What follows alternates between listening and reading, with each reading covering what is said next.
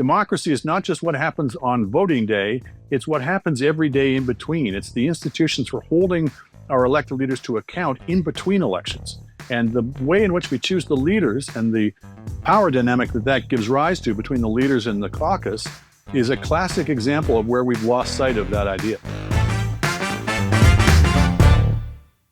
Canadians are feeling patriotic these days and acutely aware of what we think makes Canada great. But like a lot of good things, it should not be taken for granted. And when it comes to our democracy, smugness is not our friend.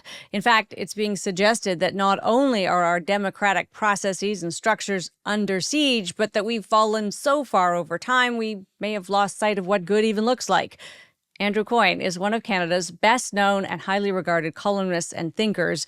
His new book, The Crisis of Canadian Democracy, is an urgent call for change. Andrew joins us now. Hi, Andrew. How you do? So I do think it's an urgent call for change. It reads that way to me. But I think we need to start with something that you're clear about up front, which is that a lot of Canadians wouldn't even see this as a problem. A lot of people are kind of sleepwalking through where we're at with our democracy. What do you make of that? As somebody who's steeped in it, who is aware of all of it, how do you reach people? Well, the crisis is in some ways that no one sees it as a crisis, or very few people see it as a crisis. There's a kind of a self-reinforcing loop where the more irrelevant Parliament becomes, the less people can figure out why they should care about that. So we just had a period now where we were, by common agreement, in a national crisis over Donald Trump's threats to our sovereignty. Parliament was dark for close to 6 months. Did anyone even notice or care? So that's part of the crisis, part of the problem. Part of the problem is that we're a successful country by any measure, and people therefore tend to assume that therefore everything is great here. And it's, even people who grouse about democracy 364 days of the year, on the one day when anyone proposes to change it, they suddenly become very protective of the system as it is. And then the final point is that a lot of what causes that complacency is that we still observe all the ceremonies and the rituals. We have the forms of a well-functioning democracy. Mm-hmm. You know, we cast our paper ballots. Nobody is interfering with that. Nobody's threatening us or bribing us. Our elections aren't rigged or fixed. And we elect MPs, and they do certainly meet in Parliament. But we don't go beyond that and say, well, how real are the choices that were presented on the ballot? How representative is our Parliament? How much function or role do our MPs still have, really? And when you get into those questions, it's when you realize that it's actually a long way from an ideal. And in fact, we're going to deconstruct the different parts of this. But I will say, if you had to summarize what the problem is, will you agree with me that it's leadership? It's that we've allowed power to be concentrated in the leader, and specifically in the prime minister and the prime minister's office. But we can draw that, and people will say, okay, well, that's how he runs his cabinet. No big deal. The portrait you paint is one where candidates can't even run in local ridings without the blessing of this one human. And that's just the beginning of a process where that same candidate won't say a word in Parliament without the blessing of that same human. That feels a little bit more like China than Canada. When you kind of spell it out that way, it feels a little bit less free than we think. Well, that's certainly one part of it, yes, is the relationship between the members of caucus and the party leader, particularly the prime minister, but also the opposition leaders.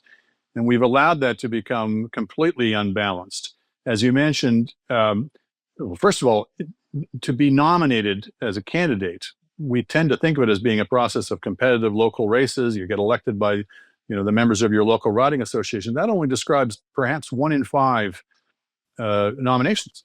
Right. Half the time they're appointed by the party leader flat out. The rest of the time, a lot of it is people get elected by acclamation because everyone knows who the party leadership favors, so nobody runs against the person.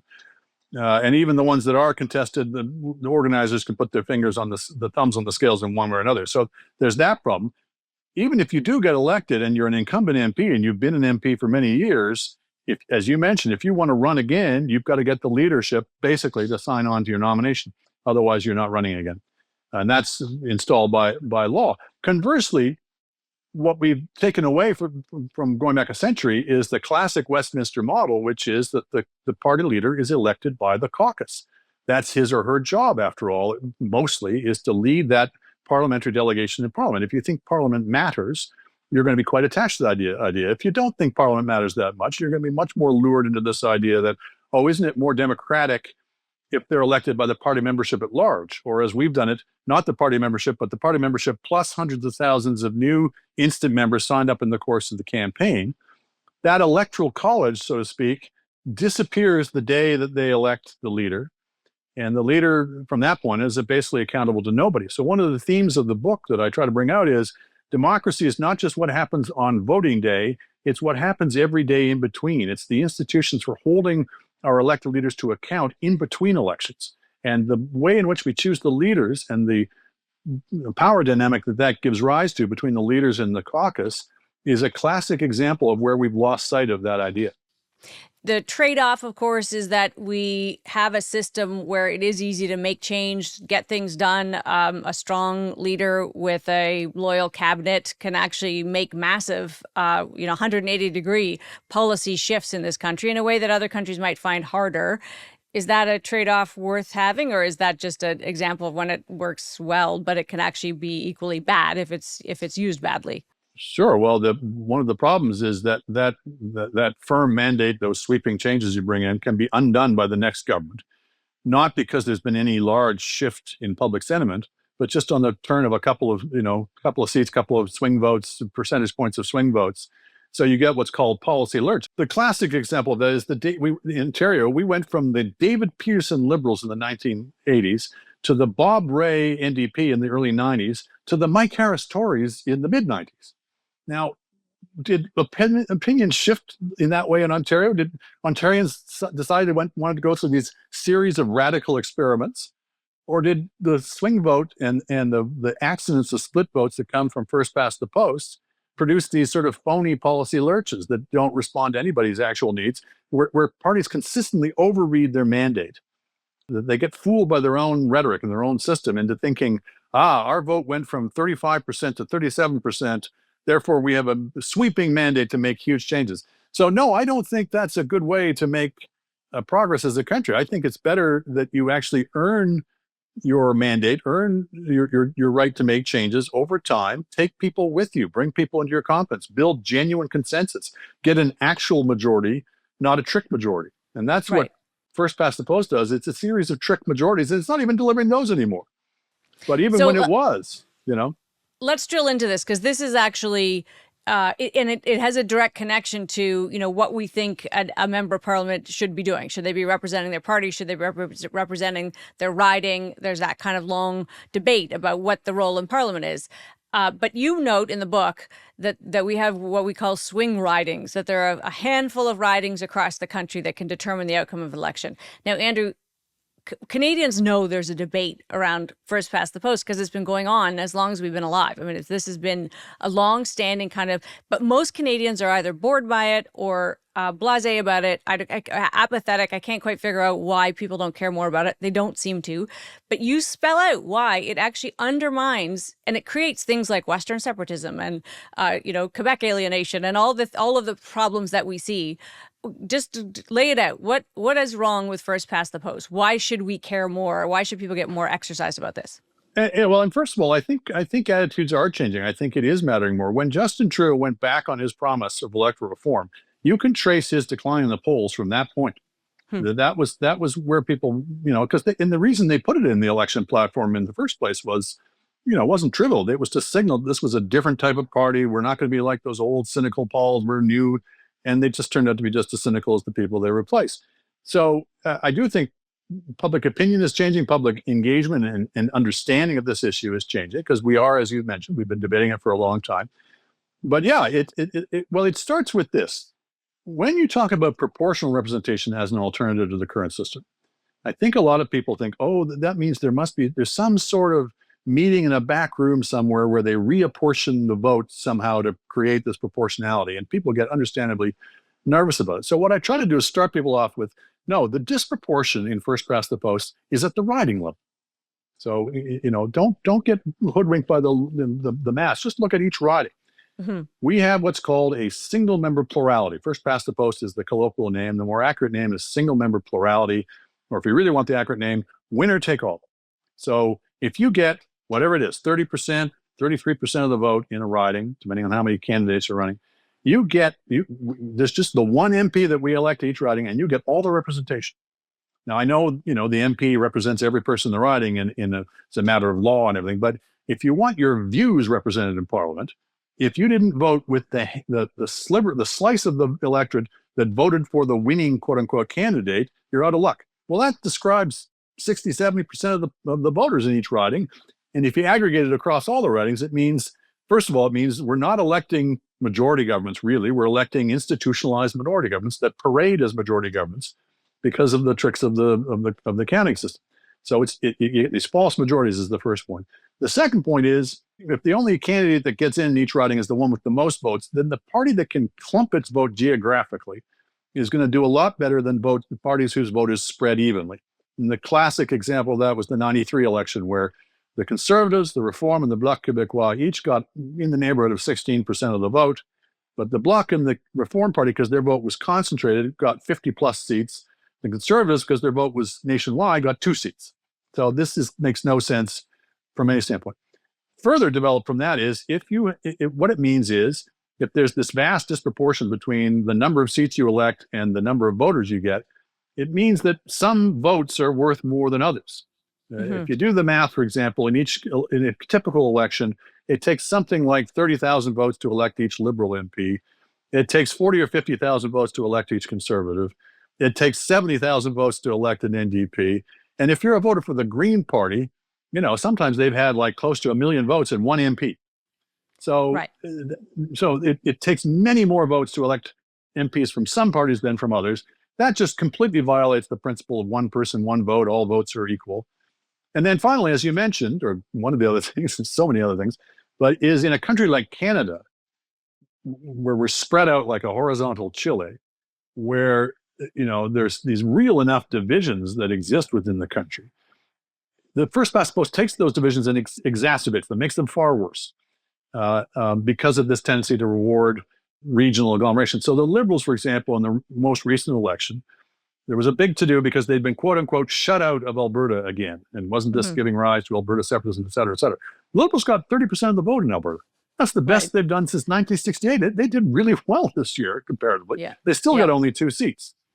Now, I would be the first to say, over the years, I don't think the Liberals have paid a lot of attention or concern to Alberta's needs and interests and values. And if you were a Liberal, you might say, well, why should we, to be frank, because we can't win any seats there. Or if you're being really cynical, you'd say, why should we? Because we've already racked up all the seats we need in Ontario and Quebec by the same process. 40% of the vote gets 80 seats. Imagine, by contrast, if every party could win seats in every part of the country. And if every party had to win seats in every part of the country, we'd have a very different politics. We'd have a national politics. You wouldn't be able to play region off against region the way all of our parties do in one way or another. We'd have actually national parties and national politics. Among many things, that is one of the best reasons to favor electoral reform. You mentioned the promise made by the Justin Trudeau government on electoral reform. It was broken. You make it clear in the book that one of the biggest impediments to progress here are that the people who benefit from it are the people who can make the change. Was that, maybe we don't know, but do we assume that was a case of winning an election and turning around and looking at the math and realizing you wouldn't be sitting in the PMO if you didn't have first past the post and realizing you better not change it? Yeah, I suspect they realized that beforehand, but they thought they could finesse it. I think what Trudeau was hoping he could do was steer the process in such a way that they would adopt ranked ballots, and that would be the reform. Now, ranked ballots have some virtues. They make for a less divisive politics because you need to get the second and third choices of other people's supporters. So you can't just burn every bridge and attack everybody's supporters that way. You've got to reach out across party lines. That's good. Yeah. It means you have to get 50% of the vote combined in a riding to win rather than just 30%. That's better. But it's a long way from proportionality. Even if you get 50% of the vote, it's still a winner take all, right? What defines electoral reform or proportional representation is multi-member ridings. That's what is common to every proportional system. And remember, most countries around the world use proportional representation. So in very rough terms, doesn't work exactly like this, but in very rough terms, if you have a 5-member riding and you get 20% of the vote, you get one of those 5 MPs. You get 40% of the vote, you get 2 of those MPs. So we're not giving all the representation to one party and one MP. Well, as I say, I think Trudeau looked at it and said, if I can't have ranked ballots, and then I don't want to go proportional because, yeah, first past the post has been very, very good to the Liberals. They've won 2 and 3 elections since 1891. The mystery to me is why the Conservatives are so adamantly, or have been so adamantly opposed to first past the post. Because it's not like opposed to electoral reform, because it's Right. not like first past the post has really worked for them terribly well. And Right. you're starting to see conservatives arguing, admittedly in purely self-interested standpoint, but you're starting to see some conservatives saying, you know what, we're in a very different world now than in the past. And frankly, the system didn't work for us terribly well in the past, but going forward, maybe we need to look at, if we want to have a future as a party, maybe we need to look at electoral reform as being in our interest. So paint the picture. If we have electoral reform, what do our parliaments look like? There's always this fear. Everybody talks about Italy, as you note in the book, but that you end up with a terribly complex, multi-party, no clear governing party. Is it necessary when you look? I'm sure you have looked at the numbers. Who would govern, and what would it look like? Well, as you say, some people, the first thing that comes out of their mouths whenever you say proportional representation is either Israel or Italy. Italy isn't even proportional anymore. They've got a mixed bag of a system. Israel is very rare, very unusual. That basically their system is the whole country is one riding. So you got I think it's 120 members of the Knesset. They're all elected at large from that one riding. Well, you can slice it pretty finely if you've got 120 member ridings, but nobody's proposing that. Nobody would ever propose that for Canada. So it's an extreme thing. If you look at most proportional systems, and there's different models, but if you look at, typically you'll have maybe 7 to 9 parties in the parliament. We've got 5 or 6 now. So it's not a huge difference in terms of the number of parties and everything. It does mean you're much less likely to have single party majority governments. What you have is actual majority governments, that is to say, multi-party coalitions. We tend to think, or at least I think we did in the past, we're getting more used to minority parliaments now. Most of the governments we've elected in recent years have been minority governments, but we tend to associate with instability, but that's because of the way that our system works. First past the post is what I call a highly leveraged system. You get a small change in the popular vote leads to large swings in the number of seats. Right. So in a minority parliament, every party's kind of got their finger over the button, saying, the minute we go up in the polls, let's push to force an election. So the government does that, the opposition does that. They're all watching the polls all the time. If you're in a proportional system, a 2% swing in the polls means a 2% change in the seats. There's no percentage. There's no reason to rush into an election. So everybody calms down and gets on with the business of governing and opposing like mature adults. So no, I don't think, if you look at the track record, I don't think that proportional representation leads to instability or merry-go-round governments or pizza parliaments or anything. These are things that people seize on because they haven't really done their homework. Whenever you bring this up, people either talk about proportional representation as if we're taking this flying leap into the unknown that no country's ever done before, which is just not true. 90 plus countries around the world use PR, or they talk about it in these caricatures where they take the worst case possible scenario and they don't look at, these very well-governed countries like the Netherlands or Sweden or Norway or Belgium or. Andrew, I want to quote something from the beginning of chapter 2 because it's very strong and you might know what I'm talking about. But you start that chapter with, most of our prime ministers have been scoundrels, the great ones almost exclusively. Discuss. Is this, obviously leadership, power sort of centralized in the leader's office maybe leads us astray, but defend that statement for us. Well, Canadian politics has historically been not one overburdened with principle. Some would say it's in the nature of the country that the compromises are required. I think people discover this when they run for politics, that to be the party leader is an entirely different job than being a cabinet minister. You're a cabinet minister, you've got one job to do, and party leader, you're balancing off all these different considerations.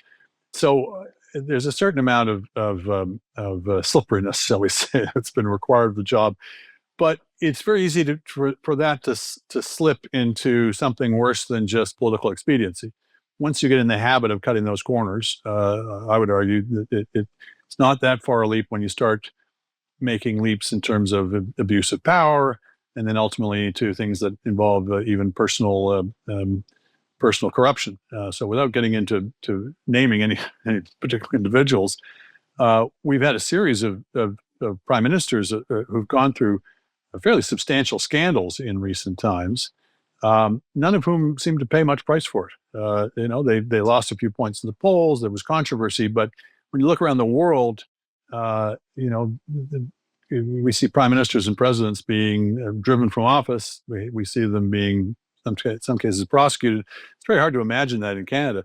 It used to be said that there could never be a Watergate in Canada, because any prime minister who tried what Richard Nixon did, he'd lose the confidence of the House. I'm not convinced of that. I think what would really happen is the members of his party would close ranks, and they would make sure that any committee hearings never went anywhere, and they would do what they've been doing in recent times. I mean, the Americans are scandalized quite rightly by what the Republican Party has been doing under Donald Trump, where they have not been exercising any kind of role as scrutiny. Well, we long ago gave up the idea that government MPs were supposed to do anything except just mindlessly support the government of the day. The kind of thing that Republicans did during Watergate, where Barry Goldwater went to Nixon and said, "You don't have the support. You're going to lose an impeachment vote with the help of Republican senators." It's hard to imagine in Canada. And one of the ways that would get us there, one of the changes, as you argue, would be to free caucus members, members of parliament, to allow them to vote freely, not adhere to a party line, to be so-called whipped along whatever kind of the line of their own party is. Paint a picture of what that looks like, and whether it would actually produce efficiency, or whether it would be a bit of mayhem as we try to get kind of big, complicated bills passed. Well, I think the first thing that's to be said is, if all you do is say free votes, like from henceforth they'll be free, not much changes.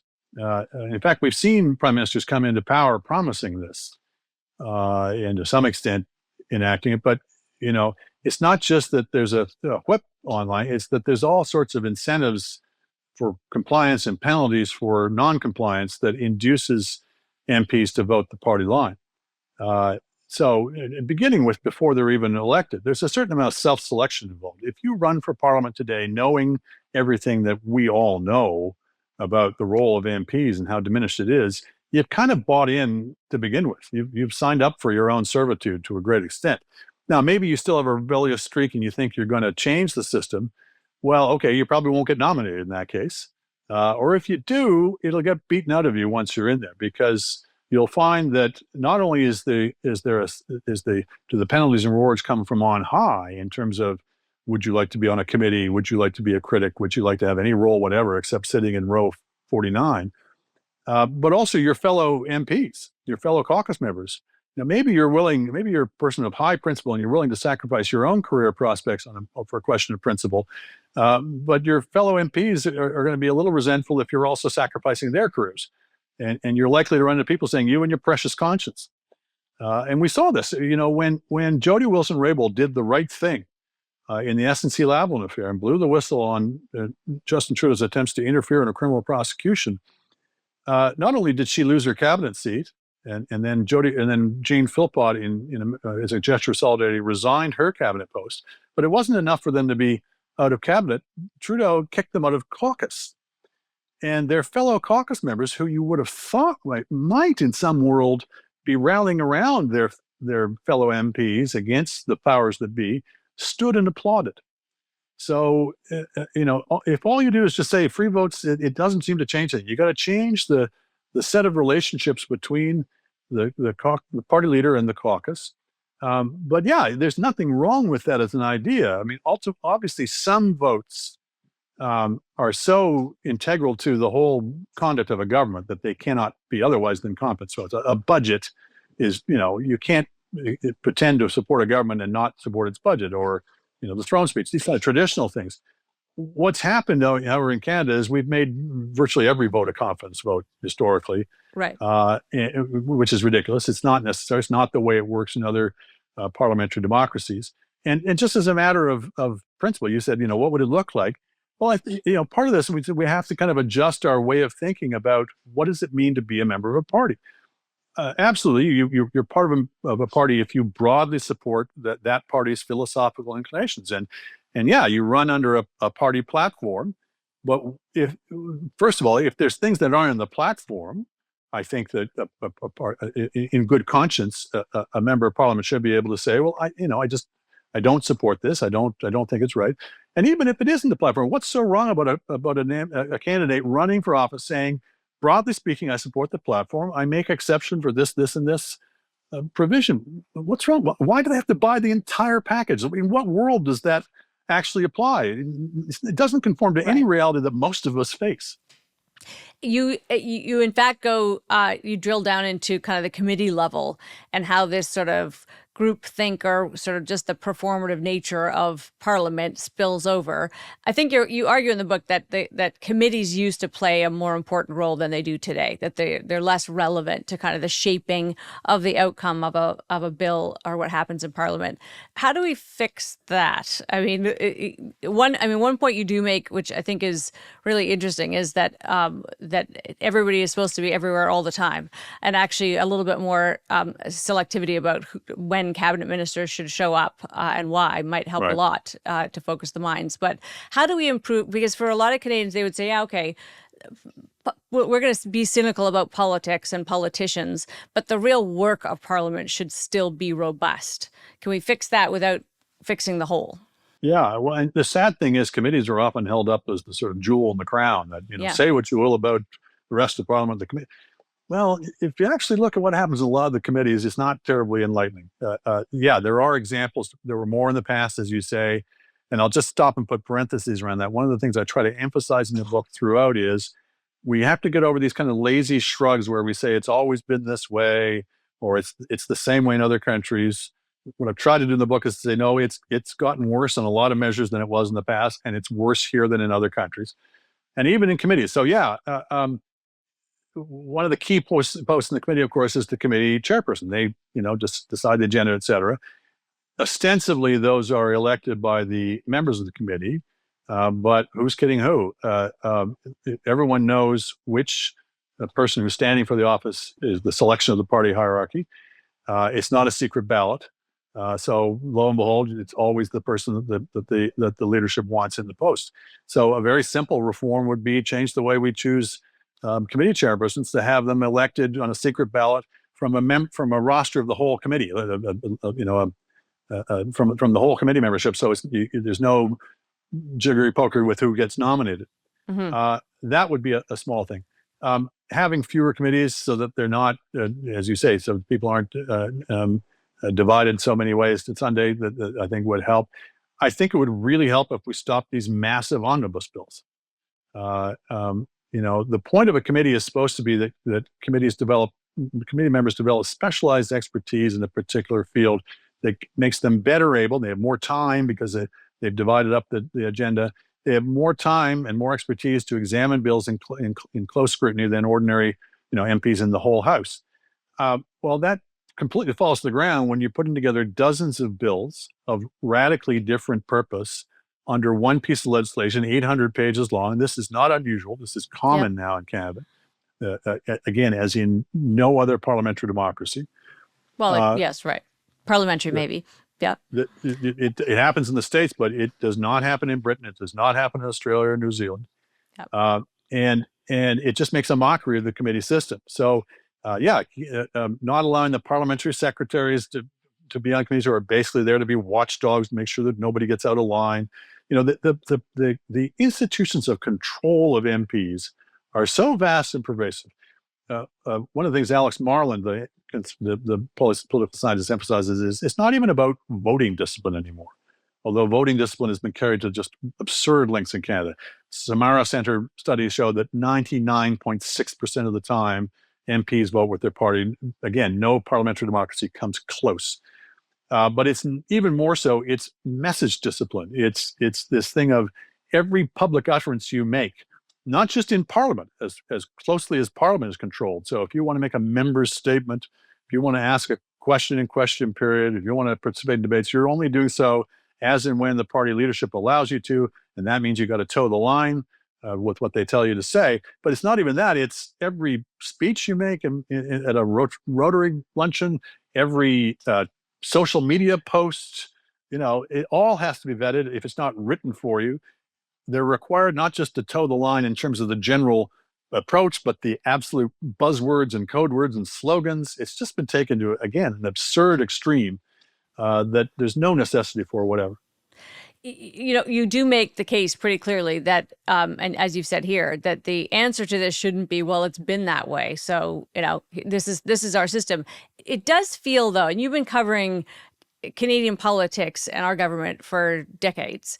It does feel as though it has gotten progressively worse. Maybe modestly, the increments are modest, but only in one direction. Yeah. Is that safe to say? And if so, reversing it does feel a little bit insurmountable. That feels like a tall order. Well, the fascinating thing is each government comes to power vowing to fix the system that they've been left by the previous government, and then each of them tightens the ratchets even further. So Stephen Harper came in with the Accountability Act and, back to Parliament. That didn't happen. Justin Trudeau came in with all these different reforms, a couple of which were implemented, but then kind of fell by the wayside as time went on. There does seem to be an inevitable, I shouldn't say inevitable, but a strong tendency for governments to want to control more and more and more. Jeffrey Simpson wrote his wonderful book, The Friendly Dictatorship, about the Jean Chrétien government, which at the time, we all thought was just the worst, most centralizing dictatorial government we'd ever seen in Canadian history. It's now looked back upon as the last hurrah of cabinet government, as controlling as Chrétien was. He had strong cabinet ministers, so there does seem to be this kind of one-way ratchet. I think part of that is, the Liberals have governed, as we talked about earlier, for 2/3 of the time for the last 120 years. If you're in power that long, you're going to acquire certain habits, and people are going to let you get away with stuff because you've always gotten away with it in the past. And that's, there's a large documentation on the Liberals' contribution to that. Then the Conservatives get in, and I think what happens is the Conservatives tell themselves, well, we have to take shortcuts because everything's rigged against us. The media's against us, the bureaucracy's against us. We just to level the playing field, we've got to also take democratic shortcuts. And so each of them in their own way, and for different reasons, winds up further eroding the conventions. And remember, in Canada, a lot of it is conventions rather than rules and procedures. The U.S. has these very worked out checks and balances. We have conventions that are supposed to produce something of the same kind. Now, one of the lessons of recent experience in the United States is you can have all the things on paper you like, but if people don't actually do what they're supposed to do on paper, then it all falls to the ground. And I should say, one of the, as gloomy as I am about some of the institutional failings of Canadian democracy, one of the, enduring strengths is our political culture is still, I think, relatively decent. We still, we don't view each other as the enemy. We don't, the first thing we do, get elected, we don't try to, seek revenge on the other side.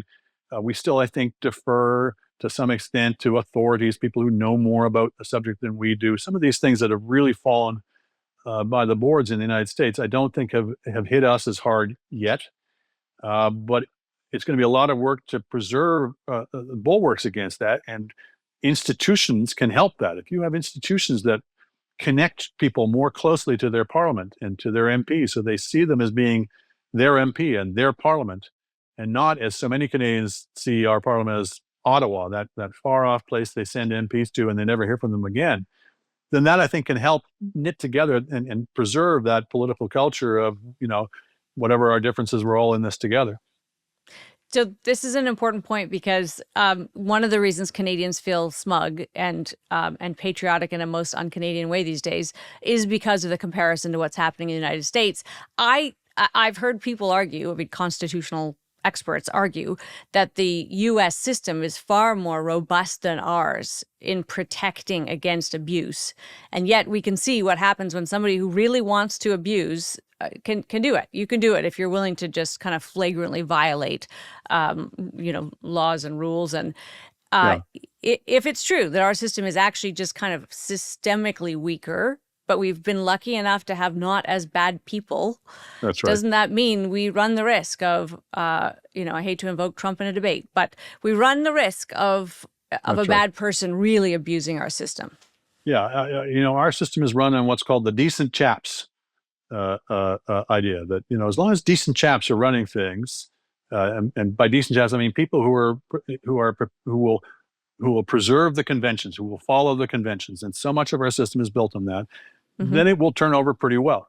But as you say, you can't build an airliner on the basis that it'll never crash. You can't build a political system on the basis that only decent chaps will be running things. And we've had our share of non-decent chaps who've gotten away with stuff.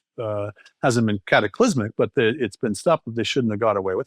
I would agree. I think the classical U.S. system, I prefer the classical parliamentary system to the U.S. system, but ours has become so degraded from that that until recently I would have said, yeah, there were things you can do in the U.S. to hold people to account. You have much stronger committees, for example, much more role for individual congressmen, that kind of thing, much less party discipline.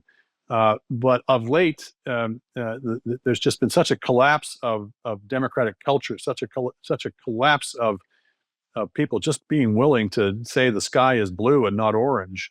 That it's hard to you certainly can't hold the U.S. up as any kind of model these days. So yeah, culture matters, rules matter, and they're mutually reinforcing or not. So what's the chicken, what's the egg? I don't know. You get good rules when you have a good culture, but rules help to keep the culture in place. They help to buttress people when in moments of weakness, to stay within the boundary lines of decent political systems and behavior. I know from personal experience that you didn't write this book thinking about what would happen to it, what people would do with it. Maybe you did, but a lot of people don't. You wrote it because it matters to you and it's important, and you have a reasoned argument to make, and you made it. What do you want to have happen with it? What would be success for people reading this book? What's the outcome that would satisfy you? I think what I've tried to do in the book is pull together a bunch of different strands that other people have written about at length. You could do a book about each of these subjects, and people have. And so for the most part, I'm building on a lot of research that has gone before me. But pulling it together, I think, is important to see the big picture, to see how these things intersect with each other, interact with each other, and how weak the whole system has become. I think that was important, and to try and kind of shock people a little bit into getting out of this sort of Canadian complacency of everything is fine here because we're Canada, or everything is fine here because we observe the rituals of democracy without inquiring to whether we're observing the reality. We have the forms, but not the substance. But if we just look at the forms, then that can be very reassuring to people. So it was partly to just shake people by the lapels and say, look at this closely. Don't fall into this trap of it's always been this way, et cetera. And then, secondly, I was trying to suggest some possible solutions and get people thinking about the possibilities of these while being clear-eyed that it's not going to be easy.